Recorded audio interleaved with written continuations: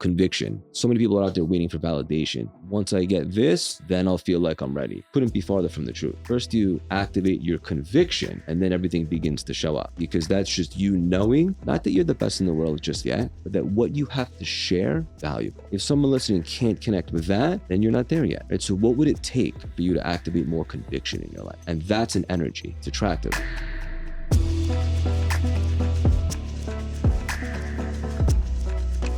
I can't believe you're here with me, Craig. I feel it's like surreal to be in your presence because I love you so much and I feel so connected to you from afar, and to have you in person here is such a gift. So welcome to the show. Thank you. I feel the same. And whenever we get together in person, it's a different energy. Totally. Yeah. We like pop off. We like go to the stars together. I know. Time dissipates. The only problem is it's never enough time. Absolutely. It's never enough time. So I'm going to relish this. Let's do this. And I know my community is too, because you're amazing. Yeah. You know that like you're one of like 4 or 5 men that's been on this podcast. Ever? Like in the last year and a half. Yeah. What an honor. You represent to me like sacred masculinity, conscious masculinity. And your story is so rooted in consciousness and the spiritual conversation that I love to have. And we need more men like you in the world that are leading from love and their hearts. So I agree. But thank you for saying that. It's true. It's true. Thank you for leading the way. Yeah.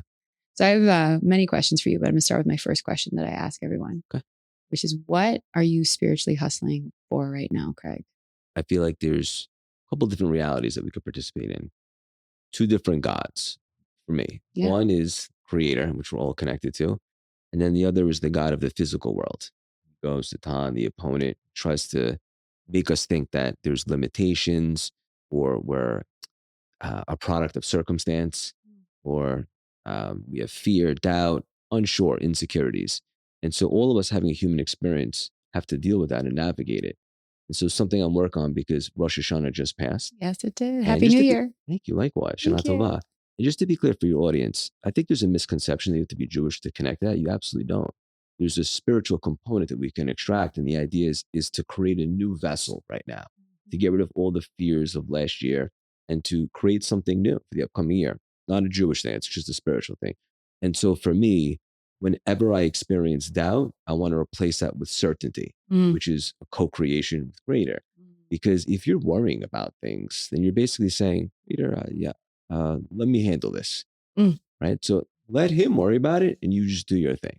Every time we worry about it, we're subscribing to the other God of the physical world, which is an illusion. Yes, it is. So I'm spiritually hustling for more certainty right now. I love that. Yeah. Thank you for that code.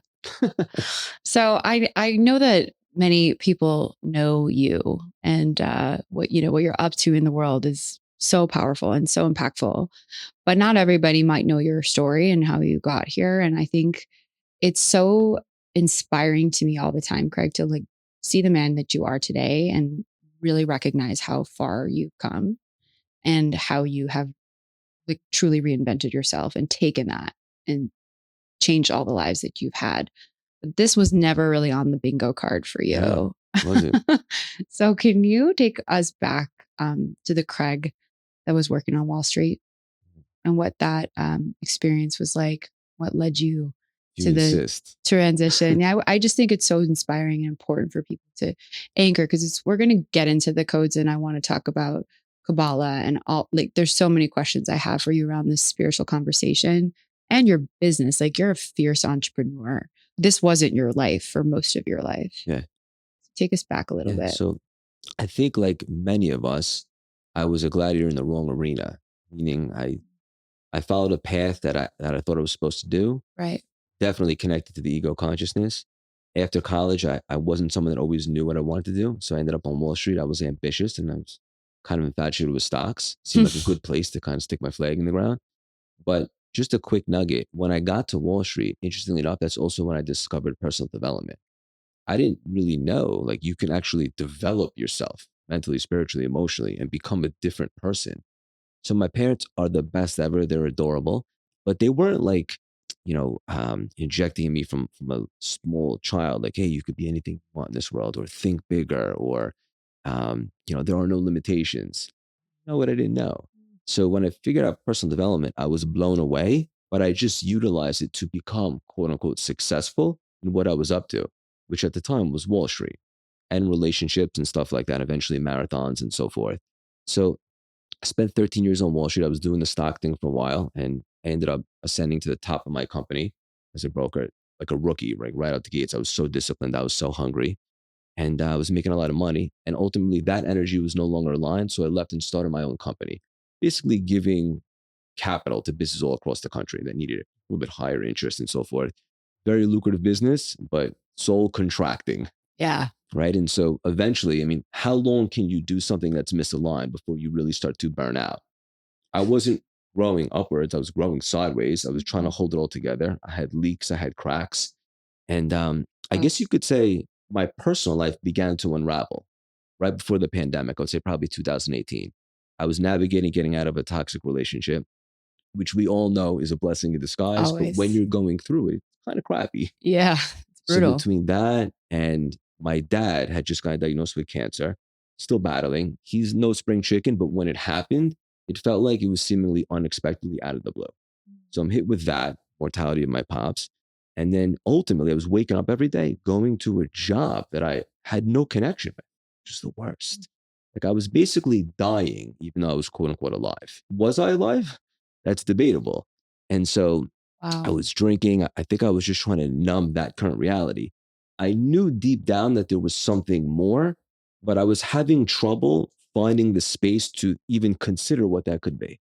And so for some reason, I signed up for the New York City Marathon in 2018, which was a huge stretch for me at the That time. was your first one. Yeah. Okay. Never been a runner, nothing. I think I ran like 3 miles, like, let's do this. And so, but during that process, I started to develop myself. I started to become a better soul. I wasn't drinking when I shouldn't have been. I was being a little bit more disciplined. I was eating better. And I was just excited about the possibility of really creating environment to get uncomfortable because I didn't grow up with a ton of trauma, being honest. I know a lot of people have these Mm. wild stories. God bless. Growing up was fairly normal. So I created this environment to get really uncomfortable. And the marathon really began to expand me. And so I conquered that. And then basically the pandemic happened pretty quick. And I was just like, the world is staying still right now. How can I take advantage of this? Mm. And that's when I really connected for me, that's creator. And I just said, what else is possible? Why are we really here? And I started getting these downloads. And I was like, wait a minute, personal development. I'm obsessed with that. I could talk, I can communicate pretty effectively. Yeah. And then I started getting more ideas. They started coming through. And I figured out a way to kind of bring my weird version of personal development to the world. At this time, I think it's good to let your community know I had no following, no Yep. fancy credentials. I had no budget for marketing at the time, but I had two things. I had conviction and I had clarity on my messaging. Mm. And so I went all in, I didn't dabble, and it began to explode. And I just want to make one more note. I did this while I was still at Wall Street before CLS had proof of concept. So I made that leap before I had quote unquote. So you quit altogether to Yeah. go all in. I started getting the ideas Yeah. and I was like, the only thing scarier than this would be to not try it. I Wow. could always That's go huge. back. I could do something else. It's not going to happen. For me personally, I'm the type of guy that I have to be energetically fully invested. I can't dilute my focus. To me, it's like having an open relationship. Like Totally. someone's going to lose focus. So I went all in, and I guess you could say the rest is history. The rest is history. Yeah. That history has evolved. So let's actually go back to that moment because I mean, I came across you probably in 21 Mhm.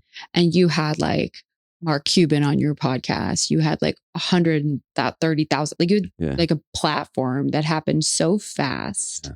And I coach so many women and the women that are listening, like they want a lot of different things, but they look at people like you and I and think that that's so far away. Yeah. And I know that you really, I mean, obviously you just said it, like you doubled down on focus, you went all in, you got into alignment. But I know that you have really been super on the spiritual journey. Yeah. And so if we can just kind of reverse engineer, like tactically as well as mindset wise, Yeah. what really architected that early growth for you? Because you had like a hockey stick, dude. Like it went from like 0 to 60. Thank you. And a lot of people aspire for that and they don't know how to crack the code on that. Yeah. Well, I created a framework Okay. on a tactical level when I was building. I called it AIM. So authority, influence, and magnetism. Different ways to kind of position yourself So like when I didn't have a following, by doing this, I was able to position myself next to billionaires and icons, get all these people on the podcast with no following and Can so we forth. just talk about how you did that? Like did you reach out to Mark Cuban cold? Or did you know No, somebody who knew him? no. Like, So we started getting some good guests, okay. and then we had the leverage, Yep. and then Got it. the team reached out. Cool. Yeah. So it was just like you did it. You tried, you started like low hanging fruit, and you did what every entrepreneur does in any arena, which is to leverage Yeah. what they've got for more. I think a lot of people don't position themselves accordingly. And when you don't do that, the market will position you and you're not going to like it. So you have to be intentional and relentless about that. And so also conviction. So many people are out there waiting for validation. Once I get this, then I'll feel like I'm ready. Couldn't be farther from the truth. First, you activate your conviction, and then everything begins to show up. And that's a spiritual thing, right? Amen. Because that's just you knowing, not that you're the best in the world just yet, but that what you have to share is valuable. If someone listening can't connect with that, then you're not there yet. Right. So, what would it take for you to activate more conviction in your life? And that's an energy. It's attractive. 1,000,000%. I often say, like, I have a school right now. I coach clients. I've been in this world of helping people with their personal brands, right? And it's evolved, but it's such an inside job. Like the external platform, the public image, Consciousness. It's a consciousness, it's a mindset, it's a self-belief. And I love, like, I often use the term like fake it until you make it. Some people don't subscribe to that. I do. It's kind of the story of my life. But you like name it with that word conviction, and tie it to a spiritual thread, which I love. And look at all that's manifested from just that place. I love it. And I understand why some people don't like fake it till you make it, just because the word fake is triggering. Right. But something that reminds me of that I love is this idea of embodiment. Right. So you get this idea of an alternative version of you in a perfected reality. What does that version look like? And now, from this standpoint, how can you embody that? So, is that faking it? I don't think so. It's kind of just modeling the next level version of you that already exists. 100%. It's like going to the gym. Like you go, you don't lift a weight once and become strong. Like you go every day and you build up the confidence and the strength and the fibers until you are strong. I saw on Instagram recently, like, I don't fake it till I make it. I faithed it until I made it. Yeah. And I think that's kind of what I'm talking about. Yeah. Same difference. Just embodiment. I love that word. Yeah. Speaking of faith, your work has really evolved. And the last time I saw you, and like we share the Jewish DNA, which is special. Yeah. But Amen. it really is. Baruch Hashem. It means thank God for anyone that's listening. Yeah, no, thank you. Totally. Like in our connection with Kismet. Yeah. And I really believe, I mean, not that this is going to be a podcast about Judaism, but it is the faith of light. And we're light workers, as we've discussed. And I think everyone listening they wouldn't be listening to my show if they weren't. Right. And you have really evolved your work from like personal development, business coaching, mindset into Kabbalah. Like you've really incorporated that. And last time I saw you're like, I don't claim to be a Kabbalah expert, but it's like a cornerstone now to not just your work, but your life. Yeah. And can you share with me, because I don't know how and when this came online for you so deeply. Yeah. And how you attune to it for yourself. Since we had that conversation, I started mentoring at the center, Kabbalah Center. So now that's a different energy too. So I'm by no means an expert, because my teachers are light years ahead of me, but I know a thing or two. And so throughout the years, like I said earlier, when I started studying personal development, I was more of like a spiritual shopper. Yeah. Like I'd go to one thing, maybe it was a book on NLP, law of attraction, psychology. I'd pick up a Kabbalah book and it just did something to me. It activated something, but then I would just be onto something else. And then 2.5 years ago, I'll never forget, they were doing something at the center I'd never been. Every month they do what's called a new moon.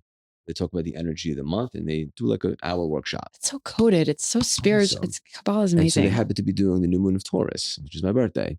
And I don't know how I ended up there to this day, but I went and I took this class and the teacher was just a nut job. He was a lunatic. Love him so much. My teacher to this day. He actually married my wife and I in a private ceremony. One of my best friends. But I was so attracted to him because he was nuts. It's his Israeli accent. But also what he was saying, he was an awesome transmitter, one of the most prolific teachers in the world. And what he was saying was bypassing my ears and it was hitting me in the soul. I was like, this is different. And they're like, oh, we're doing Kabbalah 1 starting next week. So I was hooked. So I signed up. Wow. And then a Kabbalah 1, 2, 3, 4, 5, 6, Tree of Life, reincarnation. And then they asked me to be a mentor. So now I mentor the students there. And it's just the most dynamic technology I've ever experienced in my life. Basically, what it is, we're going to say. Continue. I just love that you use the word technology. Because I think there's a misconception. People think it's a religious thing. It's not. And I know there's a lot of ties to Jewish because it's Jewish mysticism. Mm-hmm. Absolutely. But you could be any background and subscribe to it. In fact, whatever it is that you already are, Christian, Buddhist, whatever, it will help you create even a stronger connection with that. And so if I can articulate and make it accessible for everybody, there are universal laws. Just like if I jumped out your window, if I'm amazing, I'm still going down. That just can't be denied. Gravity.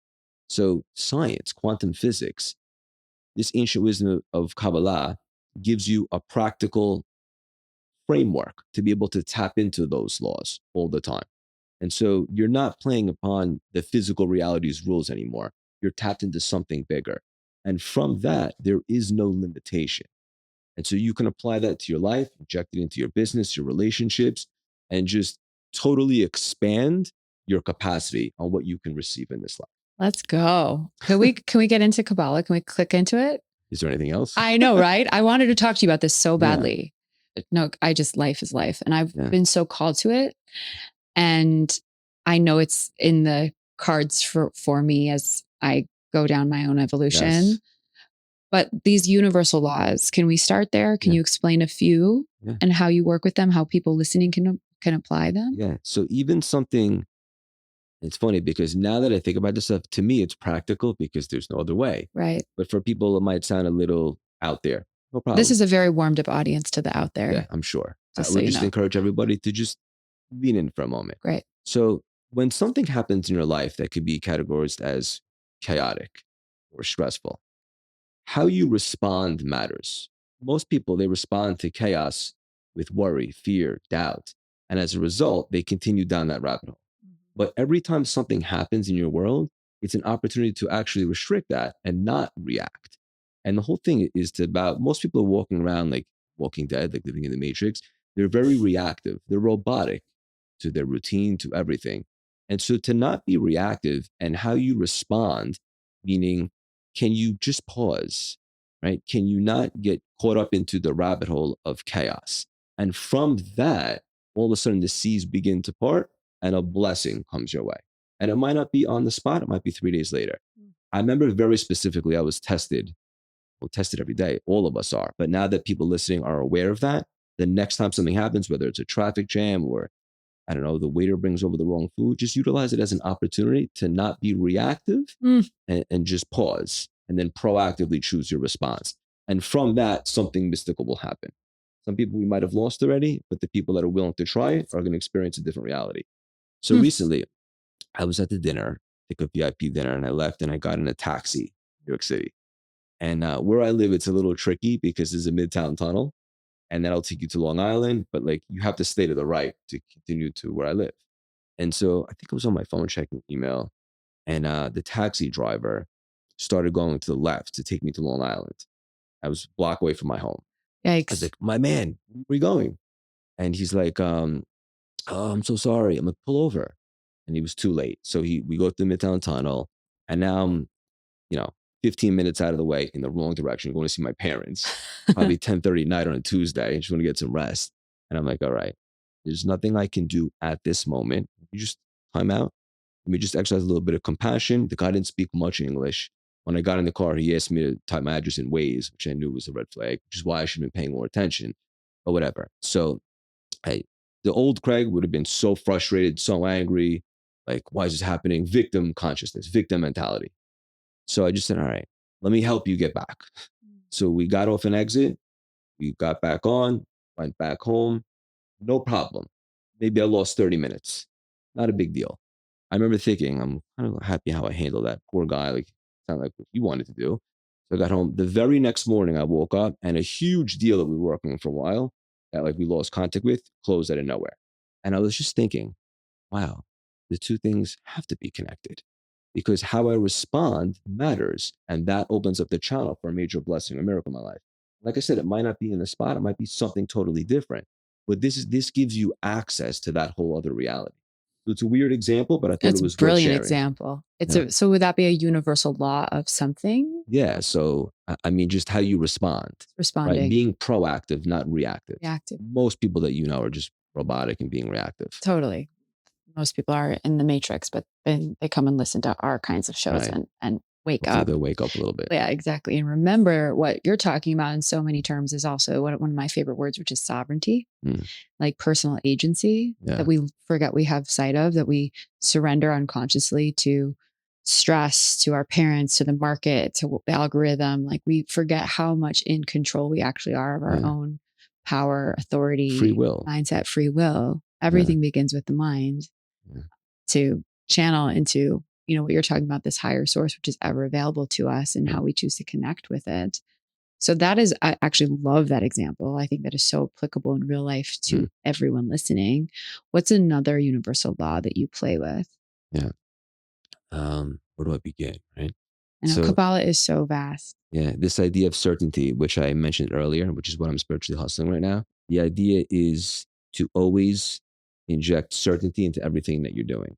So, the best time to use it, some people might call it faith, but you can only really flex that muscle when you can't exactly see how things are going to unfold. Right. So, let's just say you're a badass entrepreneur, and maybe it's time to evolve the brand and who you want to call it. Maybe it's a different caliber of a person. Right. So, that means that the person that you were serving is probably no longer in alignment. Yep. Right. So a good test might be all of a sudden a client ish, like from your past, comes, they want to give you money and work with you. And you're like, wait a minute. I just claimed my position. Right. I just said with certainty, no, we're going to start catering to these people right now, even if we can't see it just yet.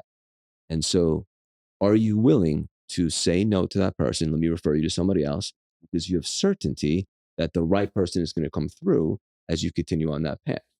And as you do that, all of a sudden, the universe conspires and sends you someone that's more aligned to you. But most people in that position would just succumb. It's how it's income. It's right there. I don't want to leave it on the table. Let me take it, right? Because they don't have certainty. That's a consciousness of lack. Because if you think you need that money because it's not everywhere, then that's lack, right? So Yes. this idea to always inject certainty, and certainty is really just stronger connection with Creator. Yes. Can I give an example of that? Please, Something that I just worked on. yeah, So I just did a big launch last month for my school. hell yeah, And it was amazing, but it was what I would call like our learning launch. We had like launch 1, 2. They were like flying high, felt really not easy, but like good vibes, aligned in the ascension upward direction the whole time. And we had a big ambitious goal. And I knew like a couple days into like open cart, we weren't going to hit this goal.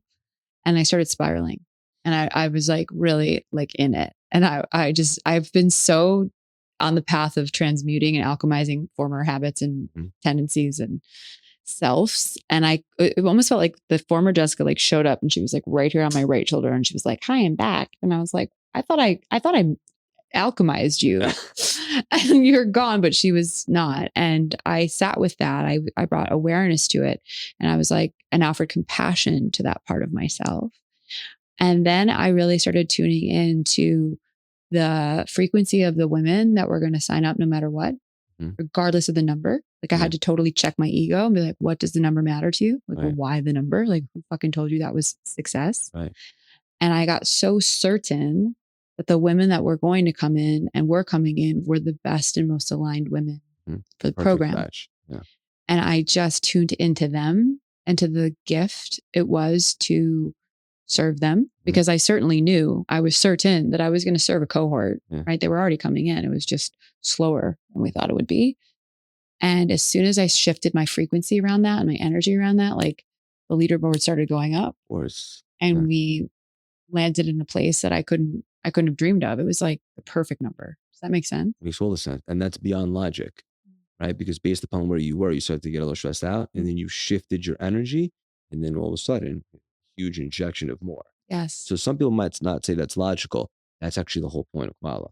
It's certainty beyond logic because that's how you actually flex the faith. Yeah. If you know something's coming, then how is it impressive to exercise certainty?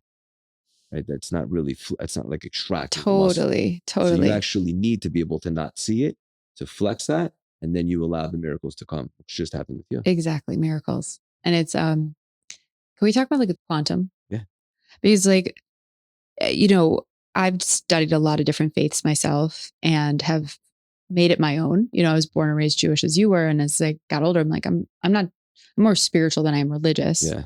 Same. And I really feel like there's, we use the term God. Some people call it, creator, goddess, the universe, Jesus, whatever you want to call. Hanukkah Harry. What'd you say? Hanukkah Harry. Hanukkah Harry. Right. Exactly. Santa Claus. There's so many different monikers, and like definitions. Mm-hmm. And if you really want to know how I see it, Craig, and I want to crack into how you see it, and I think Kabbalah is like, little as I know about it, I feel like what I have read about it, it's like beyond the beyond. Yeah. Like there's a quantum intelligence. Yeah. Like I find it to be kind of galactic, like beyond this earthly plane, and to really tangibly connect to what the universe is, which is infinite, which means we're infinite, which is like what we can create and how much joy and abundance we can experience is also infinite. Yeah. And can you just walk me through what you sort of see when you think about that higher power and what it means to you?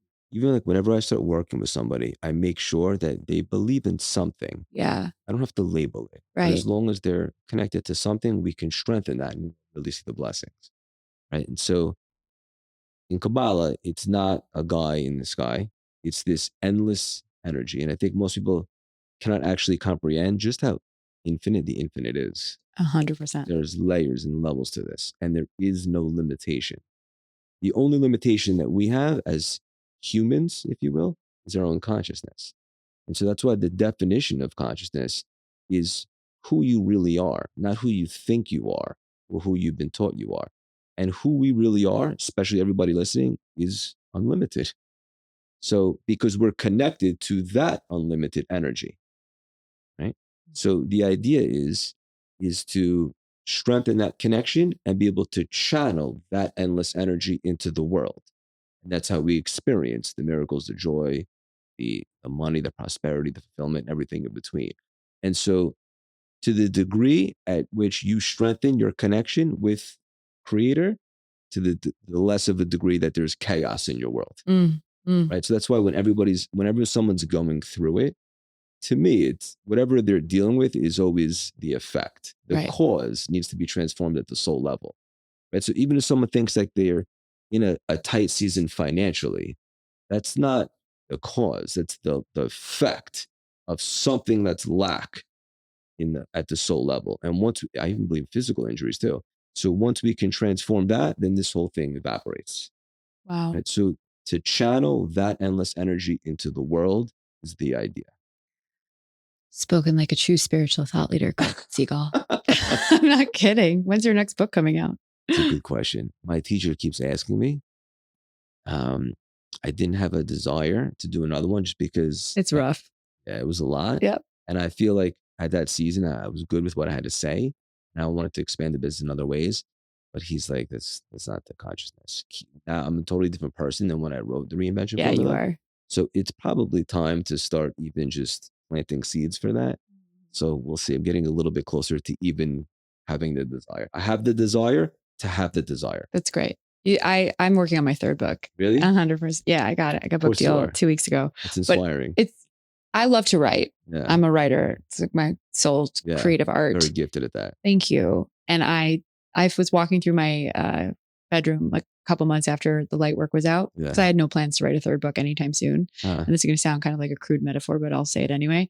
Felt like, it was literally like not even thinking. I was like going to the bathroom and I felt like a sperm came through my crown chakra and impregnated my brain with an idea.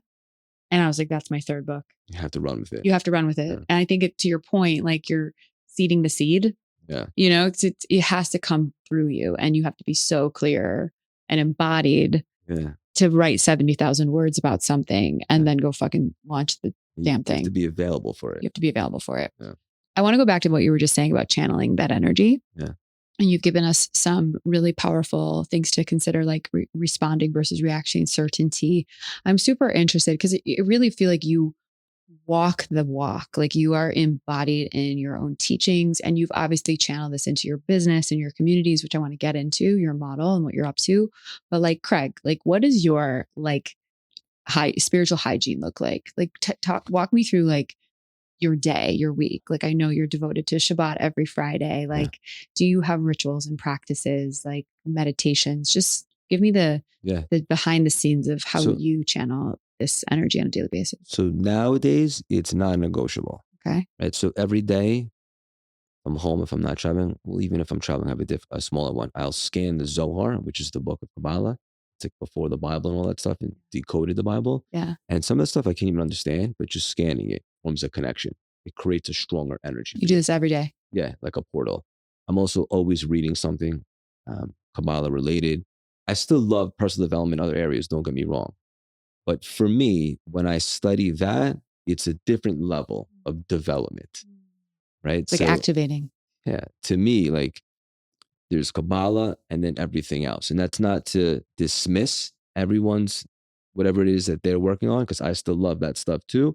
For me, that connection, unmatched. So I spend a couple hours every morning for me, just through my routine. That's getting ready, having my cup of coffee, getting ready for the day. I'll work out. But before that, I'm always connecting first thing.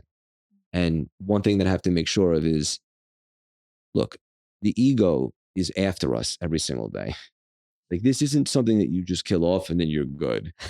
Right. It's a lifelong transformation. Sometimes I'll catch myself, like I'll wake up next to my wife whenever I'm thinking for a moment, and right away I'm impregnated with like a terrible thought. What the hell is that? Like, that's how we're gonna play it. Right away, I get the gloves on. So then I have to go to my tools, shrink that, overcome it, and reconnect. Sometimes it's harder than others, right? That's like when you're in flow, you're not really experiencing that, but other days you have to overcome it. But the good news is I believe that energy, the God of the physical world, is a negative force with a positive purpose, because it allows us the opportunity to overcome it. If there's nothing to overcome, how can you achieve fulfillment? Let's say that again. Let's just double click. It's a negative force with a positive intent. A positive purpose. Purpose. Yeah. That's a complete reframe on life itself. Right. So think about like if you're playing hockey, right? So if there's no goalie in the net and you're shooting, is that like impressive? No, like you have to get it past him. So we have an opponent every single day. Most people would refer to it as the ego. It's your negative thoughts, whatever you want to call it. And it is relentless, especially like when you start to ascend. The closer you get to the castle, the stronger it is. In fact, I would even say this: if the opponent's not after you, that's a problem. You should be flattered by your opponent, because that means that you have a lot of light to reveal.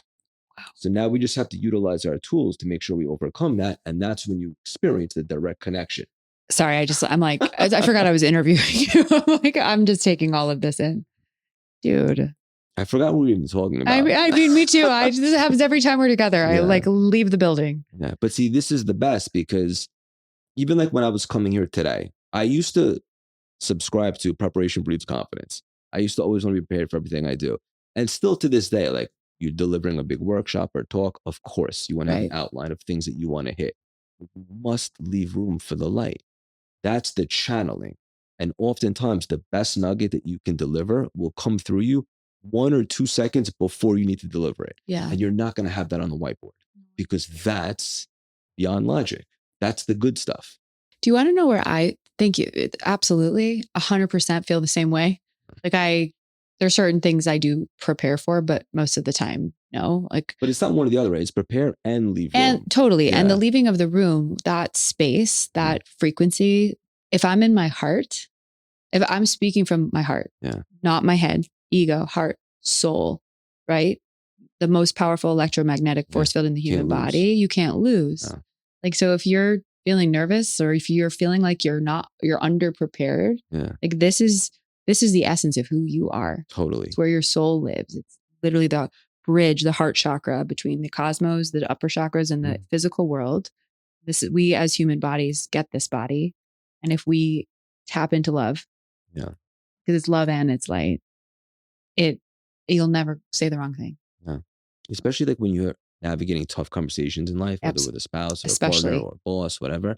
if you open your heart, and even if the conversation doesn't go 100% the way that you would have liked it, if you open up your heart, you can't lose. Correct. One way or the other. I want to go in a couple different directions, but before I do, I want to ask you about your business today, because it's evolved and they catch me up. Like I want people to know how to get inside your world and how to get more of these codes. You have group programs, you do public speaking, you do one-to-ones. You just mentioned a partnership you just closed. Like, what is the Craig Siegel experience look like now? Yeah. So right now we're speaking a lot, delivering a lot of workshops. They're flying us out to speak to Tony Robbins' group next week in Fuck yeah. Scottsdale. I'm very pumped about that. Is that your first time? Well, I've done a lot with them virtually, but now Cool. they're flying me out to speak to their high-level mastermind. Sing. Yeah, I'm pumped about that. I love speaking, but also I love coaching, I know you do. especially high-level people. Like the people that I'm calling in and attracting now on a one-on-one level is the best. It's so beautiful that they're at a different level. You know, to babysit, like it's a co-creation. Something Totally. mystical happens. But one-on-one, obviously, you have to be a little bit more selective with that. So many hours in the day. Same. So we have a group program where I coach and teach 1 to 1,000 every Wednesday. And then we just introduced something in the middle called level 2, because people always ask me throughout the years, like, do you have anything in between your membership one-on-one? So we created this level 2 container. Very excited about it. Basically, it's an intimate cohort of 8 people. We have guys one and girls one separate, and people at a certain level that want that collective consciousness, that are not only scaling their business, but scaling their soul. And that's been a lot of fun. It's a little bit more expensive, but also you get that intimate. High touch. Yeah. That, obviously, the podcast, the book. I do a lot of consulting and advising, but I think the coaching and the speaking for CLS is what has me most lit right now. Of course, you can feel that. And you coach women? Do you have coaches on your team? Like yesterday, I was working here. We just launched a level 2 program for just the women, a lot of feminine energy in there. Yes. So it's just me and all the women, but it's beautiful. Okay. This is one of my next questions for you. Okay. Because, you know, and I, like I said at the beginning, like you're one of few men that I've had on the podcast. And that's just the nature of me and the, you know, my community and my network and conversations I want to have. But I am, you're safely talking to like a 99.9% community of women right now. Yeah. And I love that. Yeah, I know. And I love men. I love the masculine. Like even though I'm here for the feminine rising and reclamation and embodiment of our true essence as women, like that is my work on this planet. Yeah. I have a tattoo, you can't see it, but it's of the Vesica Pisces, which is the sacred union between masculine and feminine. Cool. And I just think the masculine, I know is equally as sacred, equally as divine. And I've really taken my community on this path. Like this podcast is called The Spiritual Hustler, because hustling in an old vibration is the toxic masculine. It is the patriarchal system that both men and women are affected by. It's an old operating system. It's a whole operating system, a program and a construct that women have had to, I think, especially learn to unlearn because of how innately not how we're designed, right? My point, I'm getting to my question, we have, I think in broad terms, come to have a complicated relationship with our masculine. Like women either are so burnt out and never want to feel that way again, or they're so in their feminine and have no confidence that they can embody their own internal masculine. I think we have to write our relationship with it. And so I consider you to be a divine masculine being who is deeply connected to his feminine heart. And so my question would be, what would you say to women about the masculine essence that clearly is so effective in helping females? You've got a whole cohort around it, that they can start to look at it in a new way. Yeah. What comes to mind is 2 different lists. Okay, right? go. So everybody has, or a lot of people have a to-do list, a lot of masculine energy. What do I have to do? Right? The funnels, the systems, the tasks, the hustling. And then I encourage everybody to pause this and take a minute and create a to-be list. Who do you have to become? And for me, that's the feminine. That's how I would define it. Yep. So the to-do list and the to-be list. I would argue that the to-be list is a little bit more important, but that's not to discredit the to-do list, right? So what do I need to do? Marry that with who do I need to become to actually be able to hold that? So it's not always about just adding to your plate, but becoming the person that can actually hold the plate. And I think that dynamic between Beautiful. masculine and feminine, if done correctly, if married like that, just a beautiful concoction. Were you always this like in touch with your feelings and like you strike me as No, somebody, no, right. I don't think so. Based on your background and Yeah. what you were saying at the beginning, how did you hone that? Because I'm actually maybe speaking for a friend or maybe some women listening. Like, how do we help our men? What Yeah. did you do? I mean, I'm sure it was probably some breakdowns to break through where you actually had to look at that part of yourself to open your heart. But like, how do we guide our men to be more heart centered and conscious? Open your heart. Um, get out of your ego, right? So I think a lot of men are afraid. Also, like, I'm not supposed to say this, but I'm not going to mention any names. In our level 2, we have 2 men's cohorts going on right now, and people are breaking down and just supporting each other. It's the most beautiful magic because I think they've been yearning for a space where it's pretty intimate amongst other leaders where they can really just let the guard down Right. and be vulnerable. I think if you even just think about the definition of vulnerable, it's a lot like when your inner self comes very close to matching your outer self. So you can Yes. express that without Yeah. feeling judged or shame or guilt. It's huge. And so I think every man needs to exercise that. How do women hold or create a better space? Like, I mean, you're in a marriage. Yeah. You see, you work with women. Whether you're in a relationship, calling in a relationship. I'll just go first and actually speak for myself. I had to learn how to like put my masculine away because I was demasculating my husband Yeah. by being like CEO at home, and our relationship was completely off balance. But I think a lot of women are yearning to be held more by their men and to be met more Yeah. by their men. And sometimes we want to point the finger and say it's his to fix. And when you point one finger at yourself, you've got three pointing back at you. Right. So, what would you say to the women listening to create more of that harmony within their relationships or in their lives? Yeah. I just want to share it too. I know what you're saying between probably unconsciously bringing the CEO at home because that caused a little bit of friction with my wife and I as well. You cannot be a coach at home. No, you Right? No can't. matter what, you cannot tell the other person what to do. You just be there. And if they're open or if they ask you, what would you suggest? Then you can share. Because even if you know what's right, if you try to encourage your spouse, you're just going to push them away. So it's true. They're going to hear the same nugget you've been telling them for 100 days on a podcast tomorrow and tell you they had a breakthrough. And it's going to frustrate you. But they don't want to hear it from you. Right. So first and foremost, don't try to coach your spouse. It will never work. I Amen. learned that the hard way. Same. Secondly, a man has to know that if he opens his heart and is open to being vulnerable with his sacred partnership, his wife, a relationship is probably the most important decision you'll ever make, that the wife is going to be there to support him, not judge him. And I think all these guys are scared that they're going to shrink or look smaller if they could be a little bit more vulnerable because that's how it used to be back in the day.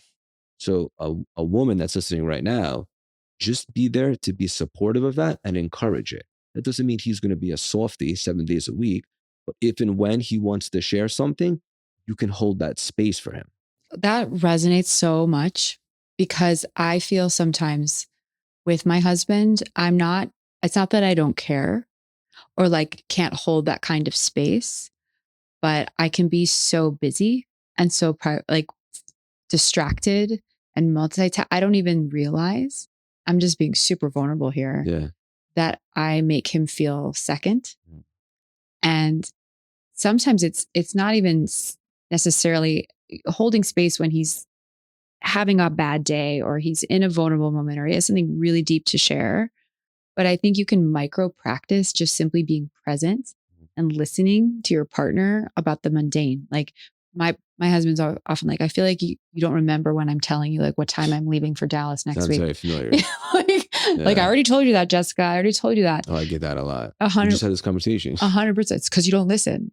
Yeah. And I think being present, no matter what it is, Tough. yeah, it is tough, but it Yeah. creates that, I think, safety Yeah. um, to really show up and be seen in whatever way or day it is. That I'm speaking to myself and the women listening that are like ambitious and busy and have big dreams, and nothing is more important in life, as we know, than like our family and the Yeah. love and our innermost circles and relationships. It's a process. It is a Everybody process. is going through a process. And look, when you have a big mission like you do, like I do, it's difficult to not be flirting with it and thinking about it all the time. Correct. But at home, if you really want to connect deeper with your spouse, you have to be present. So it's a difficult dance. So one thing I actually started doing recently is when my wife will come home from work and I'm still wrapping up the day, there's still some cool things that I'm up to that I want to finish before I shut it down. It's very distracting with her and my puppy at home because they want my attention and I'm trying to do work. So now I'll leave for like, to be honest with you, I can get more done in an hour at a coffee shop, and I can probably 4 hours at night if they're both there.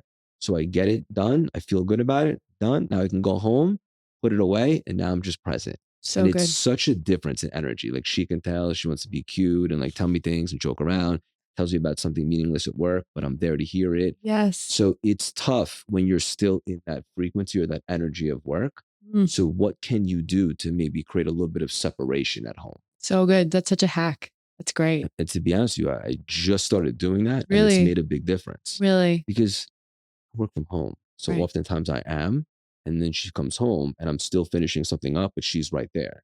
So I'm diluting my focus. I feel that I work from home. Yeah. And he comes home and I don't, it's hard to turn it off Yeah. and separate and compartmentalize when Mhm. work is home and home is work. Yeah. It's great. So maybe it's if you're in this, if this is your office or your studio, when you leave this, okay, I'm done for that no matter what. I don't care if an email comes in because I'm not even available to see it. It's Something you good. can try out. Taking all the codes today from you, Craig. I'm serious. I needed this conversation on a personal level, on many levels. Okay. We talked about obviously Kabbalah, your spiritual journey, your business journey, you crushed in the personal branding space. I feel like that's what we talked about last time we were here. Like I feel like you and I have evolved very similarly in Yeah. parallel, by the way. You were unrecognizable probably to our last episode. A bajillion. I was a different, I've shape shifted and so have you. You Yeah. look like a different person. Thank So you. do I. Like total new avatar. I want to actually like ask you about one more thing, which is your marathon running. Cause you like, I think run 8. Yeah. I actually have my ninth guy willing in 2 weeks in Chicago. No way. Yeah. That's a huge, Yeah. that's a big one. I remember you were there last one of the years and Yeah. we missed each other, 2022. but like, that's so baller.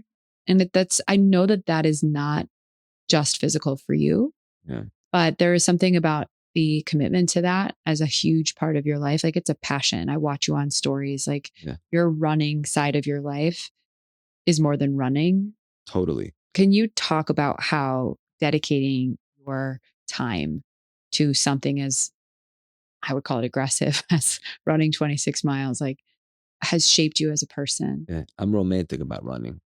I found it or it found me at a time when I desperately needed something. Grabbing for straws. Running came around, helped me expand.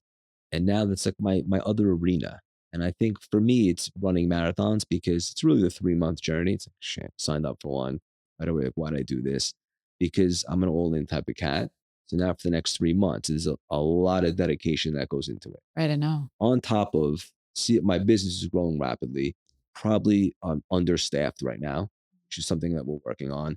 Also, just took an 8 month coaching certification, IPIC, which is amazing, but it's a lot more work than I anticipated. Wow. Navigating being a newlywed, Mm, all these things going on at once that are all arguably full time jobs. So it's a lot, but I keep telling the creator I have room for more. And he keeps sending more blessings. And somehow we figure out to expand our capacity so we can keep receiving them. So it's definitely a lot. For me, the marathons, I think everybody should have something else aside from your main thing, your career, that allows you the opportunity to stretch and to overcome the opponent. So for me, that's running. I love what it represents, how I have to continuously expand, what I have to go through. It's a beautiful journey every single time.